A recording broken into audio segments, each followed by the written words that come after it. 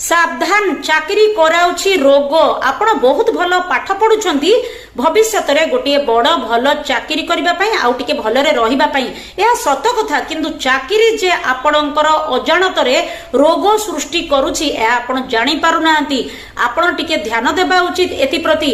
आपण जेतेबे चाकरी को जाउछंती सकाळु तरतर होई जल्दी उठी चा कॉफी पी दे चाकरी की चली जाउछंती बा बाटरे मार्केट रे जळिखिया किणी खाउछंती घरे टिके भलरे जळिखिया मध्य खाई पारु नांती। टाइप ए पर्सनालिटी आपन डेवलप होई गैस्ट्रिक रोग आ अन्य रोग सृष्टि होउची। चाकरी कला बेले आपण लगातार 3-4 घंटा कंप्यूटर लैपटॉप पाखरे बसी काम करूछंती मझरे मझरे उठी चलाबुला करू नाहंती चा उपरे चा कॉफी उपरे कॉफी पिउछंती जहा द्वारा आपणकर मधुमेह उच्च रक्तचाप रोग आउ अधिका कोलेस्टेरोल बड़ी रोग सृष्टि होउची।